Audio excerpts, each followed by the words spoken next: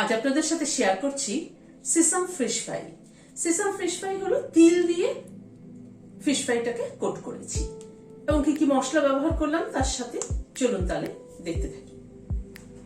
6 piece ভেটকির fillet নিয়েছি, তাতে একটু নুন ছড়িয়ে দিচ্ছি, 1 চামচ লেবুর রস দিয়ে দিলাম। নুন আর লেবুর রস দিয়ে প্রথমে মাছগুলোকে একটুখানি মাখিয়ে নিচ্ছি। প্রত্যেকটা ফিলেটের গায়ে যাতে ভালো করে নুন আর লেবুর রসটা লাগে। মাছগুলোকে ভালো করে ধুয়ে নিয়ে একটা তোয়ালের মধ্যে দিয়ে ভালো করে জলটাকে কিন্তু নিংড়ে নিয়েছি। যত ভালো ড্রাই হবে তত ভালো কিন্তু ম্যারিনেশন হবে। নুন আর লেবুর রস মাখিয়ে নিলাম, মাছটাকে সাইডে সরিয়ে রাখছি। একটা হামালদিস্তা নিলাম, 2 টুকরো আদা দিলাম, 4 কোয়া রসুন দিলাম, একটা কাঁচা লঙ্কাকে ভেঙে দিয়ে দিলাম। ঝালটা যে যেরকম খাবেন সেইভাবে দেবেন। খানিকটা ধনেপাতা নিয়েছি, ধনেপাতাটাকে ছিঁড়ে দিয়ে দিচ্ছি।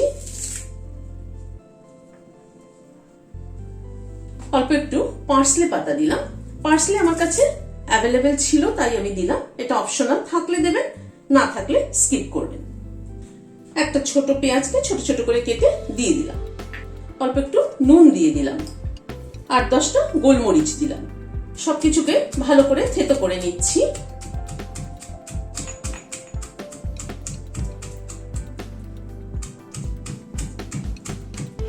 খুব ভালো করে থেতো করে নিলাম। এবার মাছটার মধ্যে মশলাটা দিয়ে দিচ্ছি।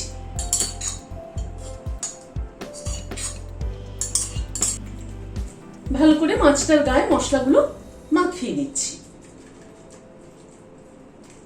ইনস্ট্যান্ট এই যে থেতো করে দিলাম তার জন্য কিন্তু ফ্লেভারটা দারুণ সুন্দর হবে। আগের থেকে বেটে রাখলে পরে কিন্তু এত ভালো ফ্লেভার হয় না যে কোনো মশলারই।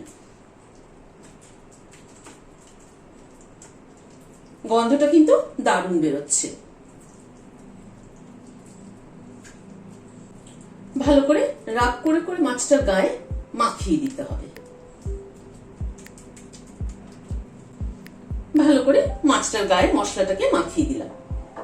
এবার ক্লিং র্যাপ দিয়ে এটাকে একটু মুড়ে রাখছি।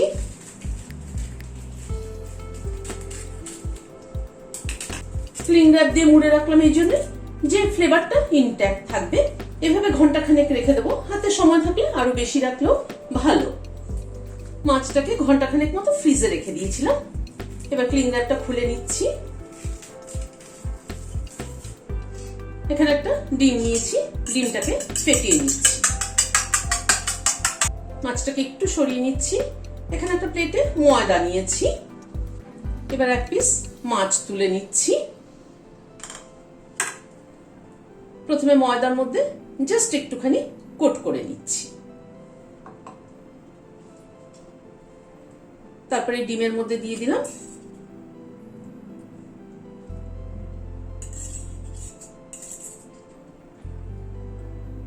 এবার এক্সেস ডিমটাকে একটু ঝরিয়ে নিচ্ছি। আজ আমি ব্রেড ক্রাম্বস ব্যবহার করছি না, এখানে তিল নিয়েছি, রোস্টেড তিল, তিলের মধ্যে দিয়ে দিচ্ছি। এই তিল কোট করে ফিশ ফ্রাই করে দেখবেন দারুণ লাগে কিন্তু খেতে। তিলগুলো যখন ভাজা হয় একদম মুচমুচে হয়ে যায়, দারুণ লাগে খেতে।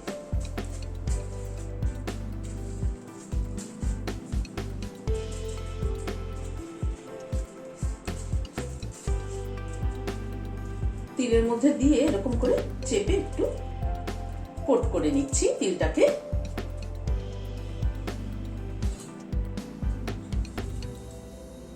এভাবে আমি আরগুলোকেও তৈরি করে নিচ্ছি।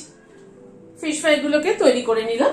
এবার একটু 5-10 মিনিটের জন্য ফ্রিজে রেখে দিচ্ছি তিলটা সেট হওয়ার জন্য। কড়াইতে হোয়াইট অয়েল গরম বসিয়েছি, তেলটা আরেকটু গরম হবে। তেলটা গরম হয়ে এসছে, ছেড়ে দিলাম ফিশ ফ্রাই। যেহেতু কড়াইটা ছোট সেজন্য আমি একটা একটা করে ভাজছি। বড় কড়াই নিলে তেলের পরিমাণটাও কিন্তু বেশি দিতে হতো, সেই জন্য সবসময় দেখবেন আমি এরকম ডিপ ফ্রাই করলে পরে একটু ছোট কড়াই ব্যবহার করতে চেষ্টা করি। গ্যাসের ফ্লেমটাকে মিডিয়ামে রেখে ভাজছি।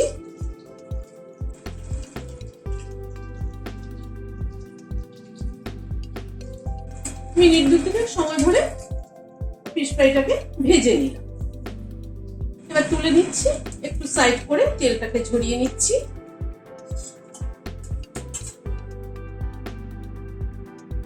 আবার একটা দিয়ে দিলাম, এটাও ভাজা হয়ে গেল, তুলে নিচ্ছি। ভিডিওটা যদি ভালো লেগে থাকে তাহলে একটা লাইক এবং সাবস্ক্রাইব করার অনুরোধ রইল। আজ তাহলে এখানে শেষ করছি। নমস্কার।